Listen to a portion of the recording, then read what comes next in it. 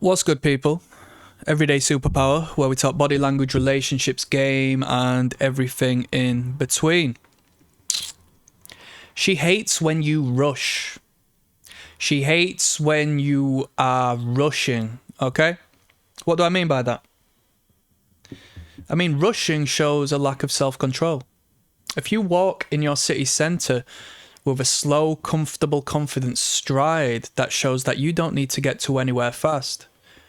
Women will find interest in you. They will give you attention. Whereas if you move with a hurry, you will look like someone who possesses no control. There's a duality to things, as the woman does enjoy a man who is active and the man who has some degree of risk in his life, calculated risk. So if you are needing to rush to somewhere because you've taken a risk or a chance and so forth, it's all up to the perception and the dynamic of the relationship you have between that and the woman who is perceiving you.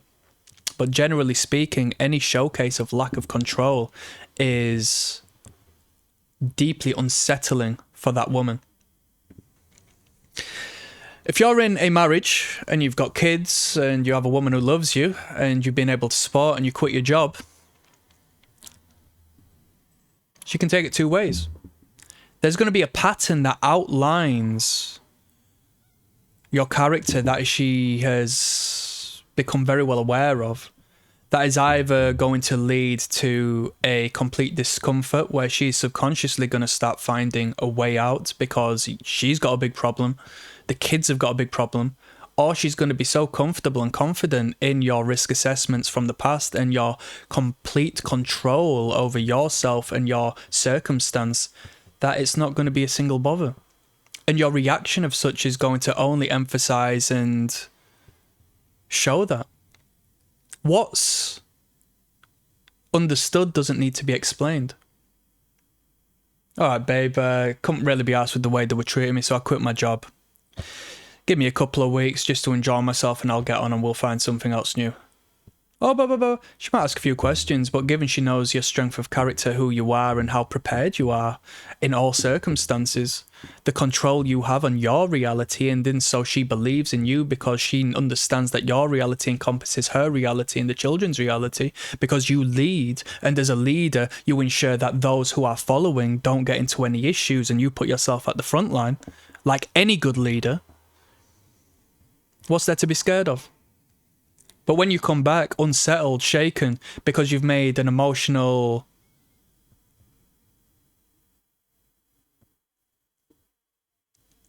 impulsive decision that is now going to affect the people around you in a detrimental way, and it's only emphasized by the fact that these decisions you've made are a part of your character. Of course they are. People don't do things just once. They do so in a ever recurring pattern throughout their entire life. She's aware of that. She might not consciously, theoretically put any sort of descriptive, conscious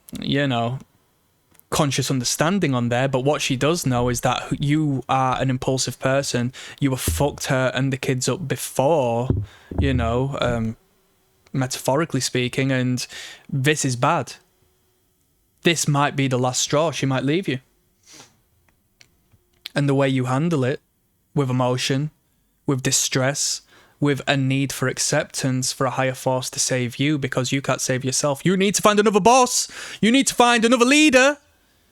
It's repulsive. It's disgusting. You've got no control, and your control is given to you by those who give you a chance, as opposed to through your own self-worth, self-meaning, and application of self to situations. You're not worth much. You're not worth much. You need a job. You need somebody. You need a boss. You need someone to hand you pennies in order to look after your family. And think about it. If that's the case, how does she perceive the person who's handing you that? More powerful than you. More valuable than you. If that's an independent individual who might introduce himself into your and your family's life, why wouldn't she leave you for him? Hard reality, right? Oh, that'll never happen. You tell yourself. It's not how the world works. So when you're rushing from places to places, She sees you as a man who is not prepared. And if you're not prepared, is there not a knock-on to your preparation to save her life when necessary? Is there not a preparation to create a bright future? Is there not a preparation to anything? Is there not a knock-on effect? Does preparation and one's actions in character not apply across the board? I think it very well does so. If you're an uncleanly person, do you have an uncleanly house? Do you just clean the house and not yourself? Is that how it goes?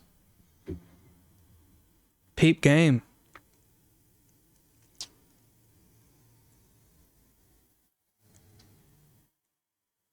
Control is not something you have full control over. You control very little of what goes on.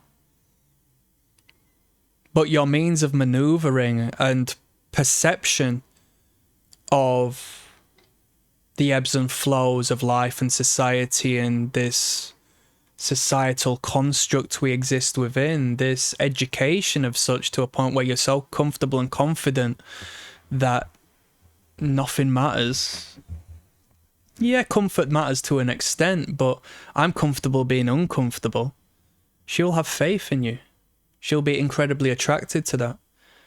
But when you lose sight of that, when you fall into discomfort, when you're not provided the comfort from an external force that you crave, when daddy's not giving you pocket money, when your pimp is not giving you the comfort you want, you fall into a state of decline. She's going to look at you like a bitch. Because you are. Honestly, you are. A woman looks at her man when under stress. She is fine-tuned to pay attention to how you deal with pressure. It's incredibly important to see how you as a man deal with pressure. This is facts. If you crumble under pressure, you're not her rock no more. He's my rock. He's sturdy. He's stable. No, you're not. Because you crumble. You're like gravel beneath her feet. You're not the fine marble sculpture she wants in a man. Unblemished over the years, over the decades. You're but limestone that has deteriorated in the rain. When the sad times come, you crumble. When the hard times come, you crumble because you don't face the fire. You don't look into the problem as a means of benefiting you and living life, and whether it be happiness, sadness, joy, glee, it's all part of the direction as to where you're heading. It's all a life experience. It's never really bad. It's just part of the process. It adds colour to your life. It is one of the many colours of the spectrum that create the perfect canvas of your journey. But you have to manufacture joy and happiness. Nah. It comes when you succeed over trials and tribulations and create something of yourself. And you have such faith in yourself, and you have such faith in the sacrifices you have made in the past and where they've come out to, and that you're still alive, that in a self-centered way, putting yourself first and foremost, the faith in yourself is completely sufficient for your woman to hang along for the journey, because she knows who she is behind is secure. Am I wrong? She doesn't want you rushing and out of control. She wants a man who can say, if they fire me, fuck it. Not through a position of non-competence, but through a position of self-aware and self-worth and self-value. And the undercurrent of if they fire me, fuck it, is a realization that they're not gonna fire me. Why would they get rid of me? Do you know? Put some game into your life. I'm signing out. Peace. Click like and subscribe. Goodbye.